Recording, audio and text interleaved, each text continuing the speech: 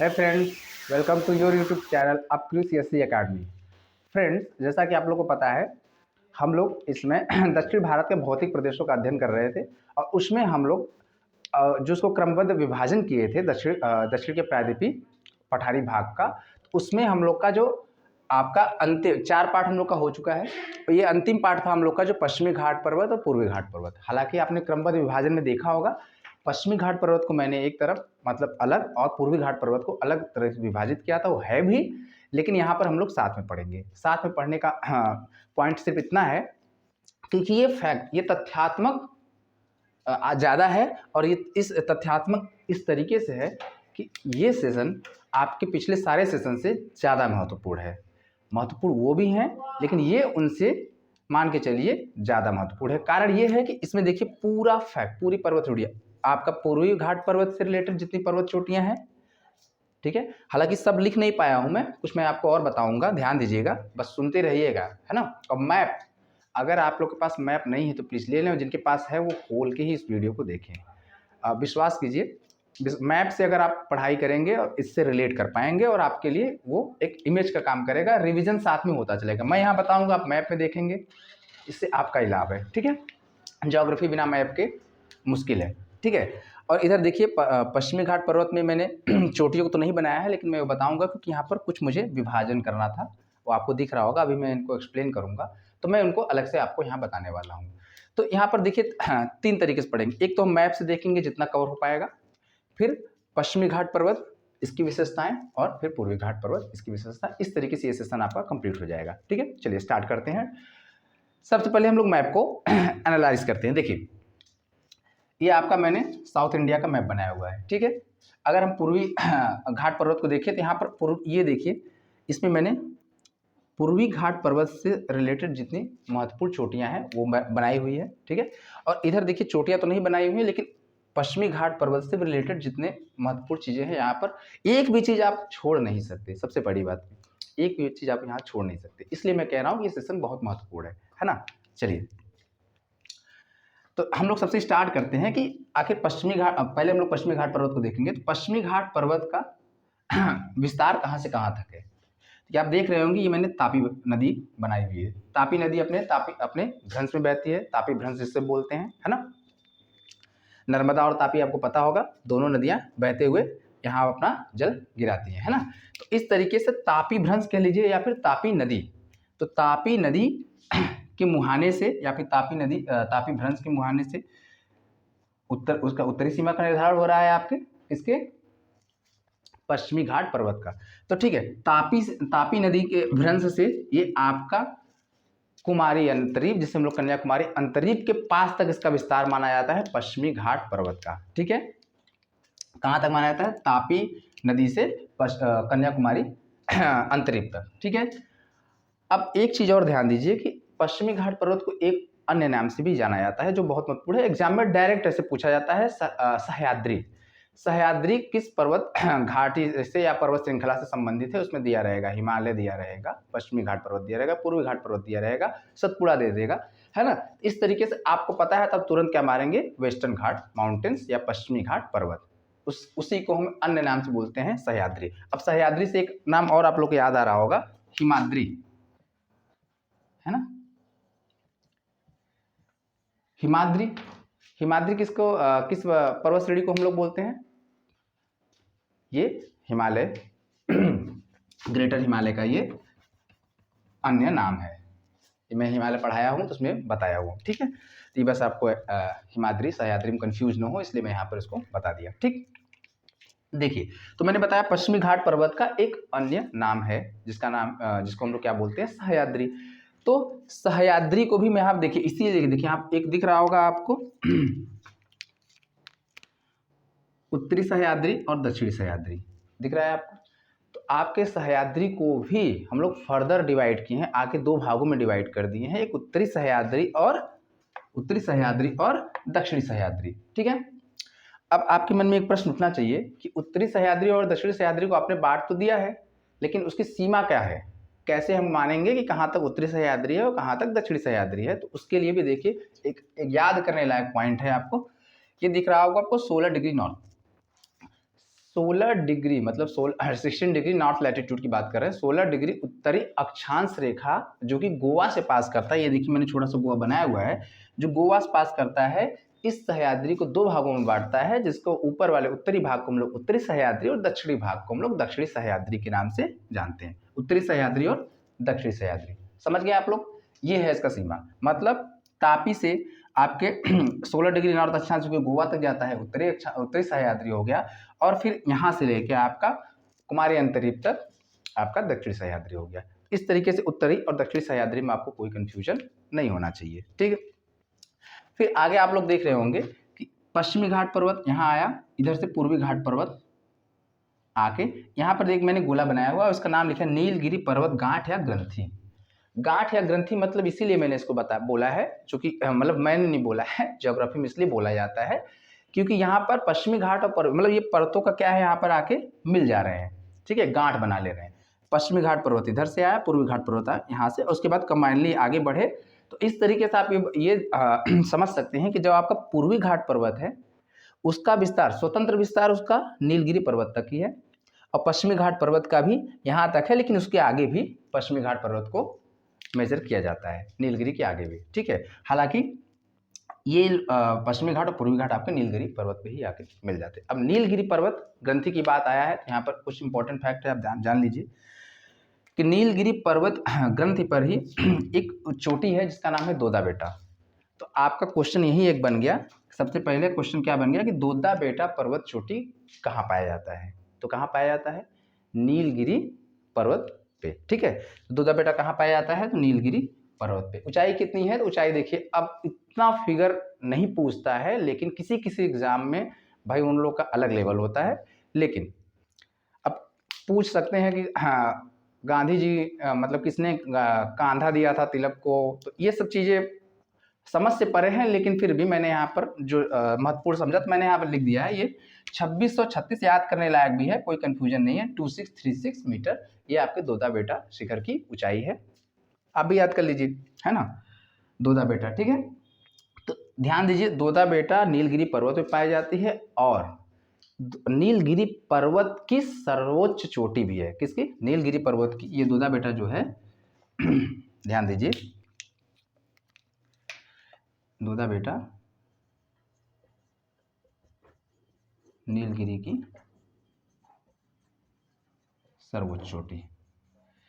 अब नीलगिरी की सर्वोच्च चोटी है, एक फैक्ट मिला आपको, एक फैक्ट और लीजिए आप, ये दक्षिण भारत की, पूरे दक्षिण भारत की बात कर रहा हूं, पूरे दक्षिण भारत की दूसरी सर्वोच्च चोटी है।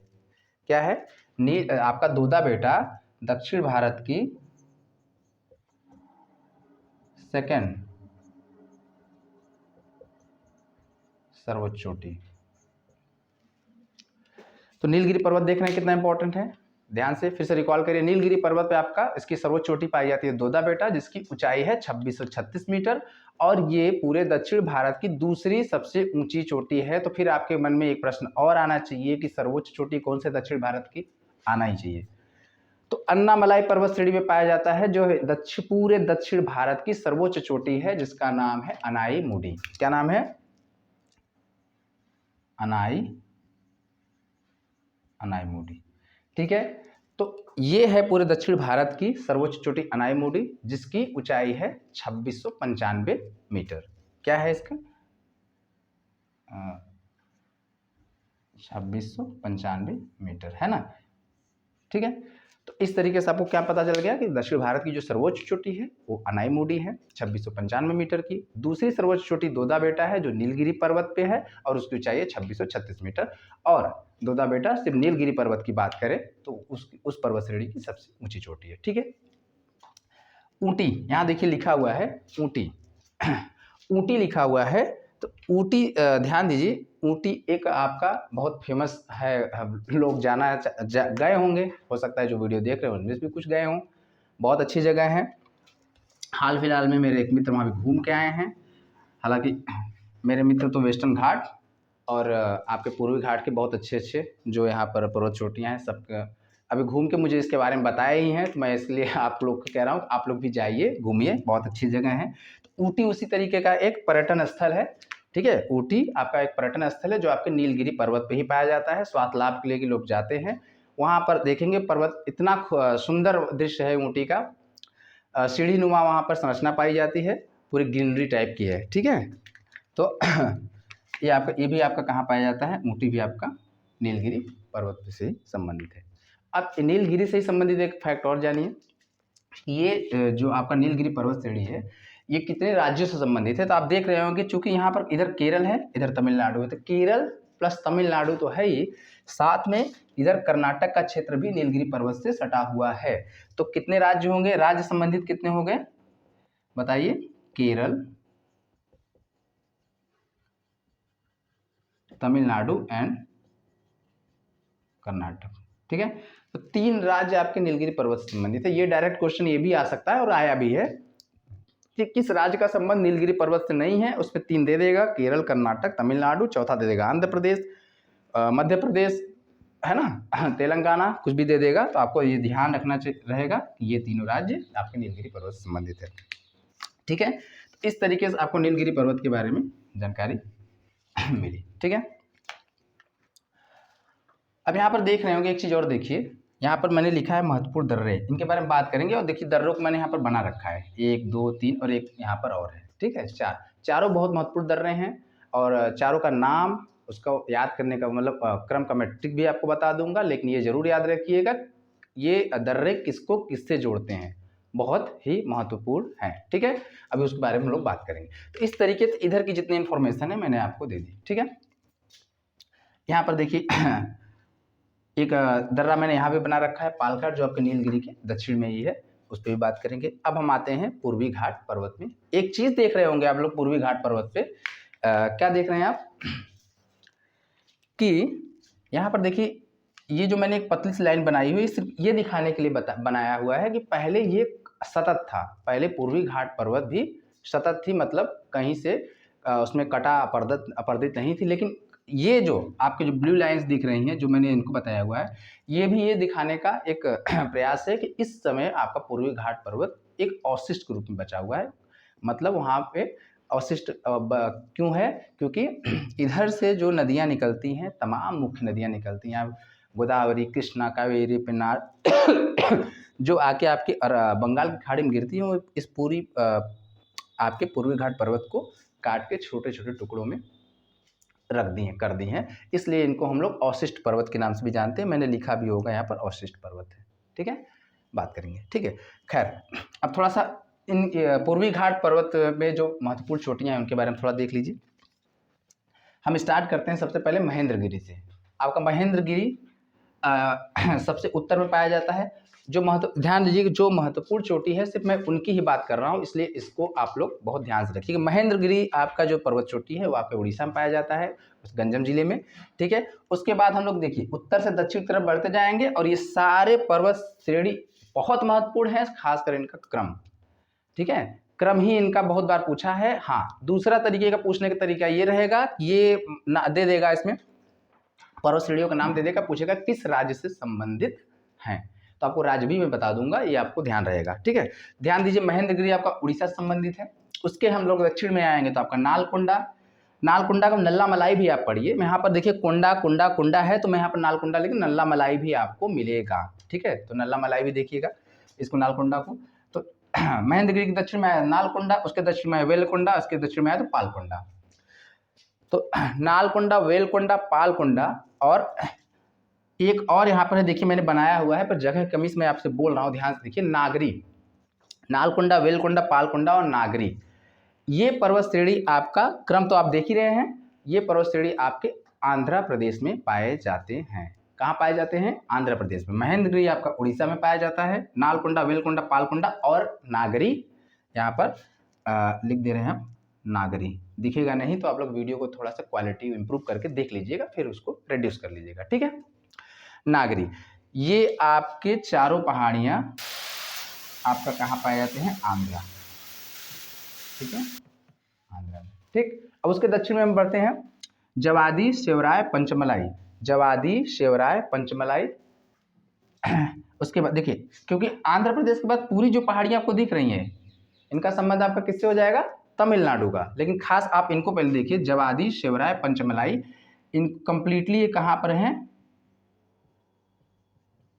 तमिलनाडु। ठीक है, तो क्रम भी आपने उत्तर से दक्षिण देख लिया और किस राज्य से संबंधित है उसको भी मैंने बता दिया। अब एक चीज़ और ध्यान दीजिए, पंचमलाई के बाद आपका क्या पड़ जाता है? नीलगिरी घाट। ठीक है, अब यहाँ पर जगह कम है लेकिन ध्यान दीजिए कि मैं आपको बता रहा हूँ, नीलगिरी के घाट के ही दक्षिण में जैसे आएंगे तो पंचमलाई के बाद एक सिरुमलाई क्या होता है? पंचमलाई के बाद एक पड़ता है सिरुमलाई पर्वत चोटी। पंचमलाई के दक्षिण में ही सिरुमलाई पर्वत चोटी है। लेकिन ध्यान दीजिएगा ये कि आपका जो ये नीलगिरी का पर्वत है उसके दक्षिण में ही आपकी पलनी की पहाड़ियाँ पड़ती हैं। क्या कौन सी पहाड़ियाँ पड़ती हैं? पलनी की पहाड़ियाँ पड़ती हैं। तो एक तरफ आपकी पलनी की पहाड़ियाँ, दूसरी तरफ आपकी सिरुमलाई। ठीक है, इसीलिए जब हम लोग आपको क्रम देखेंगे, बहुत सारे बुक में देखेंगे, तो पंचमलाई के बाद आपको सिरुमलाई पर्वत चोटी मिलती है। तो यहाँ पे मैं वही बता रहा हूँ, बस ध्यान दीजिए कि पलनी की पहाड़ियाँ भी उसके पूर्व में मिलती हैं। ठीक है, ध्यान रहेगा आप लोग को। जो जगह की कमी की वजह से मैं यहाँ नहीं लिख पाया वो मैं मुंह से बोल रहा हूँ, इसलिए आप लोग इसको अगर पॉज करके लिख लेंगे, नोट कर लेंगे तो आपके लिए बहुत महत्वपूर्ण होगा। तो मैंने पंचमलाई सिरुमलाई और पलनी पहाड़ियों का भी यहाँ पर जिक्र कर दिया है। फिर उसके बाद नीलगिरी घाट के बाद देखिए 3 महत्वपूर्ण आपको यहाँ पर पर्वत श्रेणियाँ दिख रही होंगी। सबसे पहले आपको अन्नामलाई है, उसके बाद आपको कार्डामम, जिसको हम इलायची की पहाड़ियाँ भी कहते हैं, कार्डामम, अन्नामलाई, कार्डामम, और उसके बाद कार्डमम की पहाड़ियाँ, इलायची की पहाड़ियाँ, उसके नीचे नागरकोइल की पहाड़ियाँ। तो इस तरीके से ये आपके पर्वत चोटियों का एक क्रम हो गया।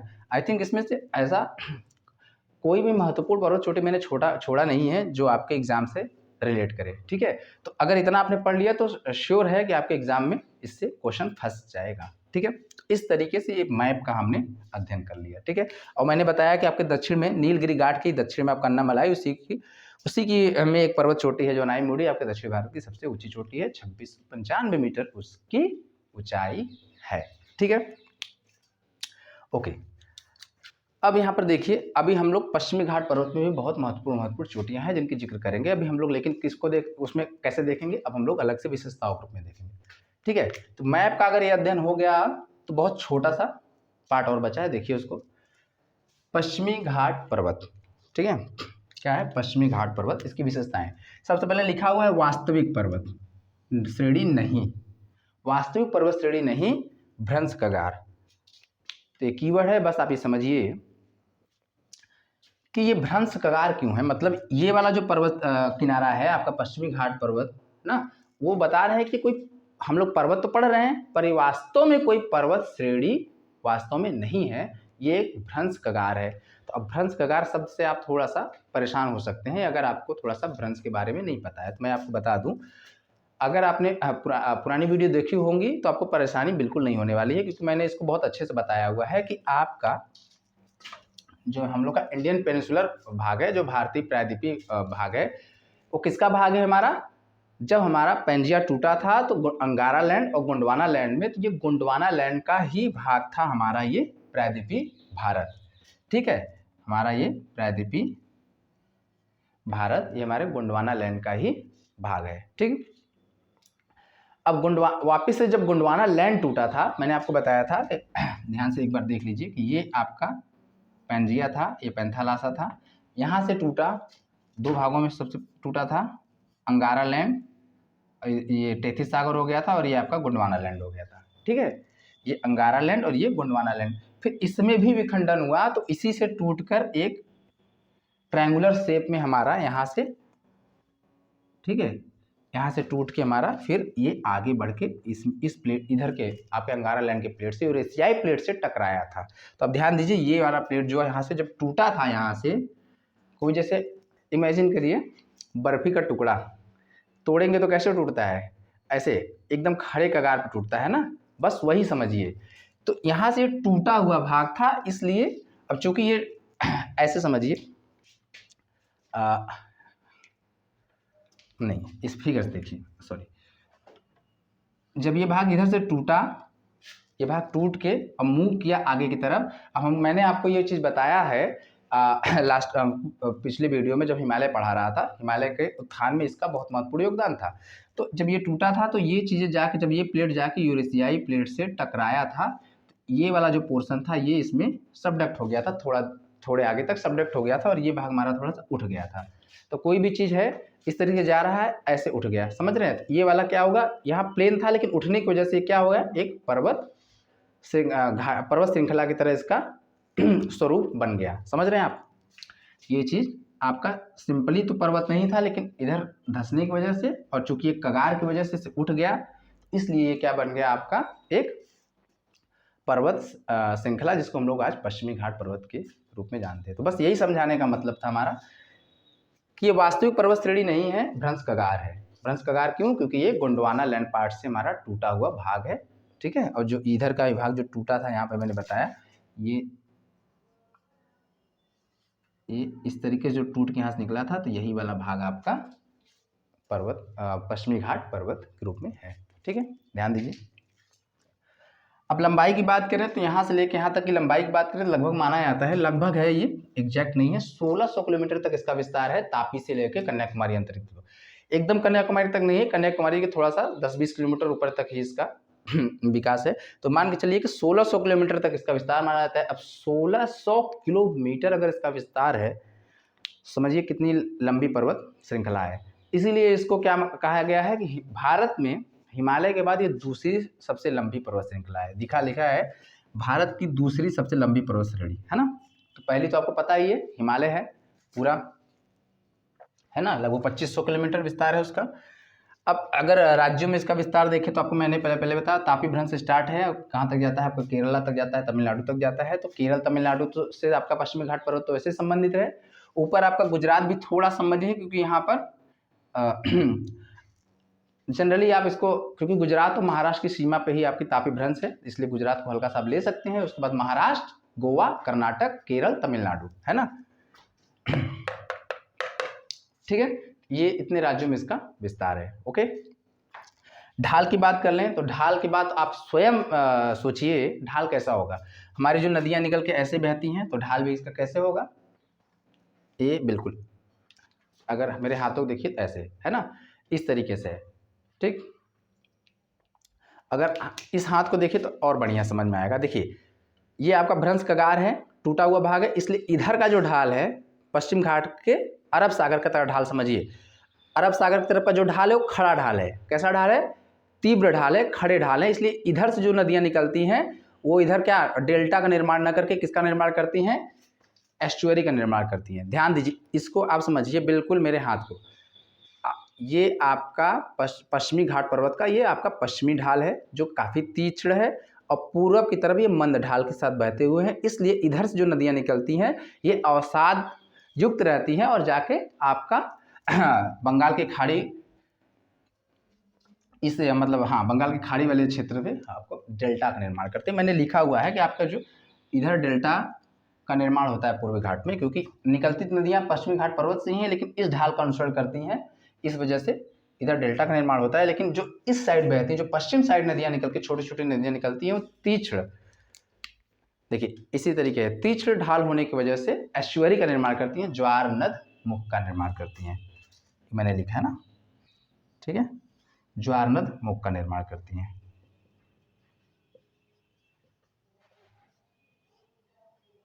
ठीक है। सिंपल सी बात है, डेल्टा का निर्माण वहाँ होगा एक जो कि नदी एक लंबी दूरी तय करे, अवसाद की मात्रा पर्याप्त हो और अंत में उसका वेग काफ़ी कम हो। अब यहाँ तीसरे ढाल से कभी भी वेग कम नहीं होगा, अवसाद की मात्रा भी कम होगी और सीधा जाके ये समुद्र में मिलेगी, इसलिए एस्चुअरी का निर्माण होता है, न कि डेल्टा का, ठीक। ढाल भी आपको समझ में आ गया। अब यहाँ देखिए एक लिखा हुआ प्रमुख चोटियाँ, तो मैंने इधर की चोटियों के बारे में तो बता दिया, पर यहाँ पर देखिए आपको जगह नहीं दिख रहा होगा, तो मैं आपको प्रमुख चोटियाँ बता रहा हूँ, ध्यान से सुनिएगा। प्रमुख चोटियों में जैसे आपका क्या है, छोटी छोटी चोटियों, आप मैप में देखेंगे तो छोटी बड़ी बहुत चोटियाँ, लेकिन मैं सिर्फ महत्वपूर्ण चोटियों की बात कर रहा हूँ जो आपके एग्जाम में अक्सर पूछा जाता है। जैसे आपका कालसुबाई, है ना,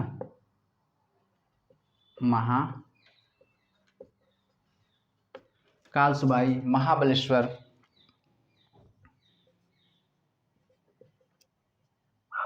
कुद्रेमुख, है ना, कुद्रेमुख, मुलानगिरी, ब्रह्मगिरी,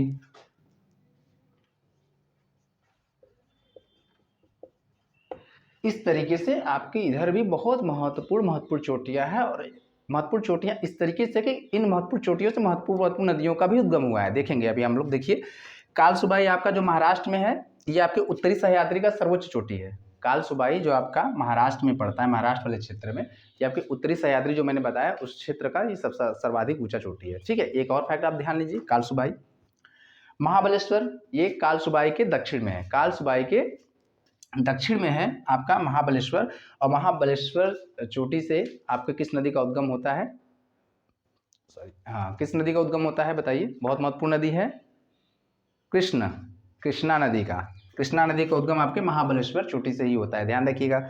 उसके बाद महाबलेश्वर से यहाँ आइए ब्रह्मगिरी। ब्रह्मगिरी से आपका ब्रह्मगिरी आपका कहाँ है? कर्नाटक में है, जहाँ से आपका किस नदी का उद्गम होता है? आपके कावेरी नदी का उद्गम होता है। ठीक है, एक आप गोदावरी नदी भी सुने होंगे, वो भी आपके महाराष्ट्र के नासिक से निकलता है, त्र्यंबकेश्वर चोटी से निकलता है ना, उसको भी ध्यान रखिए। उसके बाद कुद्रेमुख और मुलानगिरी ये आपके कर्नाटक में पाए जाते हैं। ठीक है, ये आपके कर्नाटक में पाए जाते हैं। तो ये इतने महत्वपूर्ण चोटियां जो है आपको, जो आपके पश्चिमी घाट पर्वत से संबंधित है, और छोटी छोटी बहुत छोटी चोटियां हैं, लेकिन ये महत्वपूर्ण है। ठीक है, ये महत्वपूर्ण है।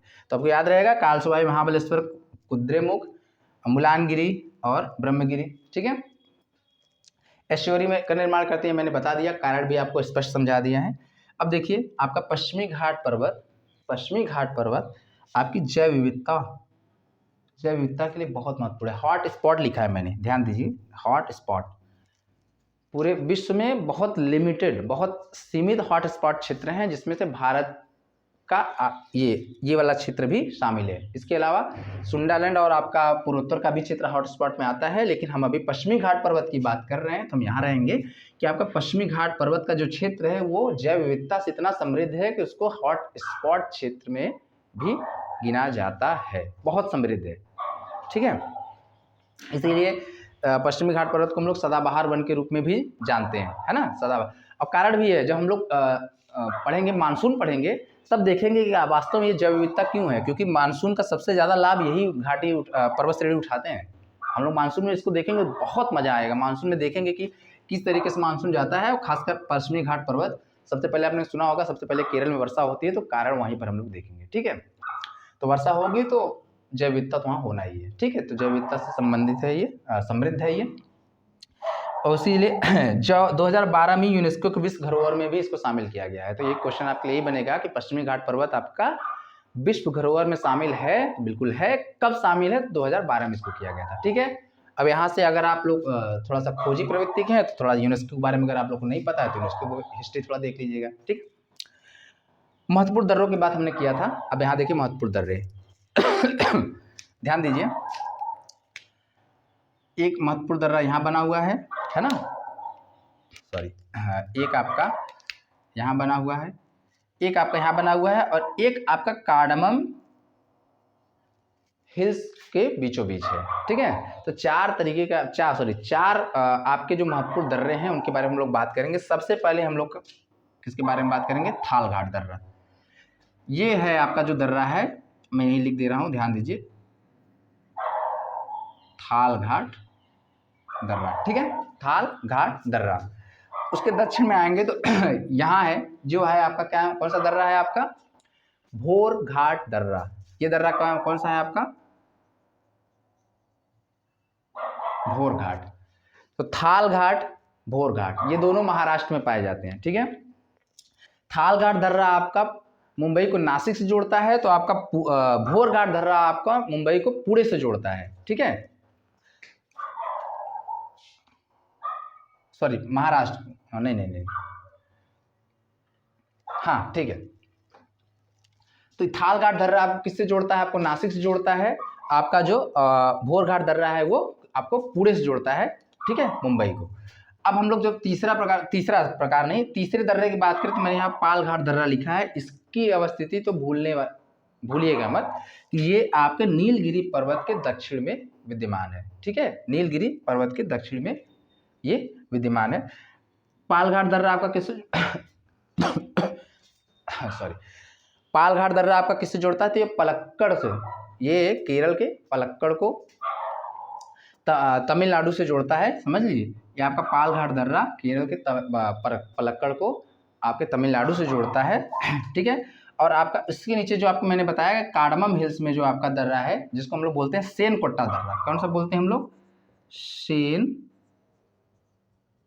कोट्टा दर्रा। ठीक है, सेन कोट्टा दर्रा है ये आपको आपके केरल के तिरुवनंतपुरम को, सेन कोट्टा दर्रा ध्यान से, केरल के तिरुवनंतपुरम को ये मतलब चेन्नई के मदुरै से जोड़ता है। किसे जोड़ता है ये?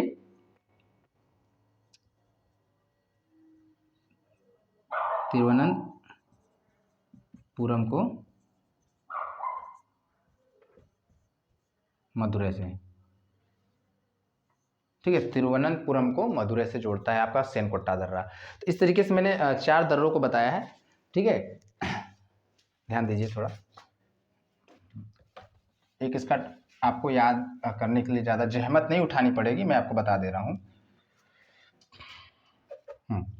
देखिए, सबसे ऊपर कौन सा दर्रा पड़ता है? थाल घाट, फिर भोर घाट, फिर पाल घाट, और फिर आपका सेन कोट्टा। थाल, भोर, पाल, सेन। आप लोग को अगर ऐसे याद हो गया तो बहुत अच्छी बात है, मैप से तो बहुत अच्छा है, कोई ट्रिक मत यूज करिए, वरना फिर भी मार्केट की तरह मैं भी आपको एक ट्रिक बता दे रहा हूँ। देखिए, थाल भोपाल से, याद रखिएगा इसका, थाल भोपाल से, है ना। थाल से थाल घाट, भो से भोर घाट, पाल से पाल घाट, और से सेन कोट्टा। ठीक है, ये आप लोग का रहेगा। और कहाँ से किसको किसको जोड़ता है ये आप जरूर याद रखिएगा, ये मत भूलिएगा, क्योंकि क्रम के अलावा आपको किससे किसको जोड़ता है इस पे भी सवाल आए हैं। ठीक है, इस तरीके से ये आपके महत्वपूर्ण दर्रे हो गए। ठीक है, इस तरीके से आपका ये क्या हो गया? महत्वपूर्ण दर्रे हो गए। ध्यान रखिएगा ना, मैंने सब बता दिया। ये आपका मुंबई को आपको नासिक से, ये मुंबई को पुणे से, आपका ये सॉरी पाल घाट आपका केरल के पलक्कड़ को आपके तमिलनाडु से जोड़ता है, और आपका जो आपका अंतिम हो गया आपका सेन कोट्टा दर्रा, वो आपको तिरुवनंतपुरम को मदुरै से जोड़ता है। ठीक, अब हम लोग देखिए पूर्वी घाट पर्वत को देख लें थोड़ा सा, 5 मिनट में ये आपका सेशन कंप्लीट हो जाएगा। अब इसका विस्तार देखिए क्या है, ये महानदी की घाटी है, महानदी जहाँ से प्रवाहित होती है। ठीक है, तो महानदी से इसकी स्टार्ट होती है, और ये कहाँ तक जाता है? नीलगिरी। इसके स्वतंत्र विस्तार कहाँ तक है? नीलगिरी तक। ठीक, इसकी लंबाई हाँ, राज्यों को देखो तो उड़ीसा से तमिलनाडु तक है, तो उड़ीसा के बीच में आपका क्या आ जाएगा? उड़ीसा, आंध्र प्रदेश, तमिलनाडु, है ना।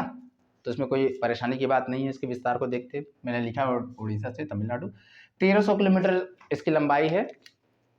ठीक है, यहाँ से यहाँ तक लगभग 1300 किलोमीटर है। वास्तविक तथा अवशिष्ट, अब ये वास्तविक है एक्चुअली। मैं आपको जब बताया कि जब ये गोंडवाना लैंड के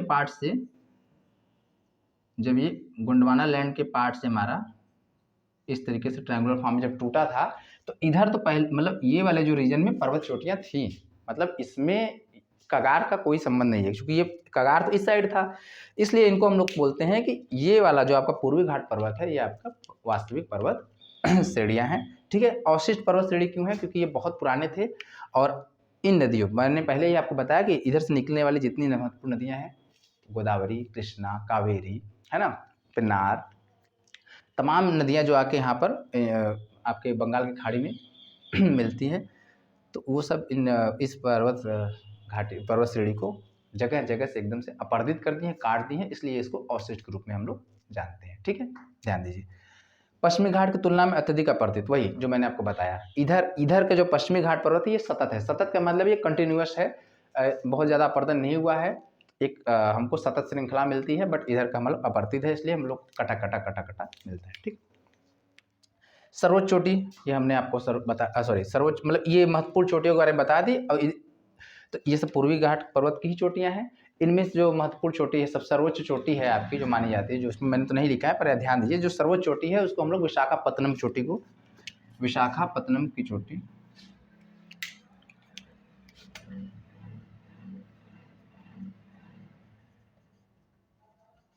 विशाखापत्तनम चोटी पूर्वी घाट पर्वत श्रृंखला की सबसे ऊंची चोटी है। ठीक है, विशाखापत्तनम चोटी। और दूसरी महत्वपूर्ण चोटी आपकी जो है तो आपको महेंद्रगिरी है। ठीक है, दूसरी महेंद्रगिरी है। डेल्टा का निर्माण इधर होता है, मैंने पहले बताया, इधर का ढाल, ये मंद ढाल से इधर की नदियाँ आती हैं तो तमाम अवसाद को अपने अंदर लेते हुए आती हैं और इस इधर डेल्टाओं का निर्माण करती हैं। ठीक है, तो इस तरीके से आपका पूर्वी घाट पर्वत, पश्चिमी घाट पर्वत मैंने पूरे फैक्ट के साथ कंप्लीट करा दिया है। इस सेशन को आप लोग देखिए, प्लीज़ लाइक शेयर करना मत भूलिएगा, अपने दोस्तों से भी सब्सक्राइब करवाइए, we need your support. Okay, ठीक है, एक बार देख लीजिएगा, मैप से मिला लीजिएगा, फिर एंजॉय कीजिए। बहुत महत्वपूर्ण सेशन है आप लोग के लिए। Thank you very much, thank you.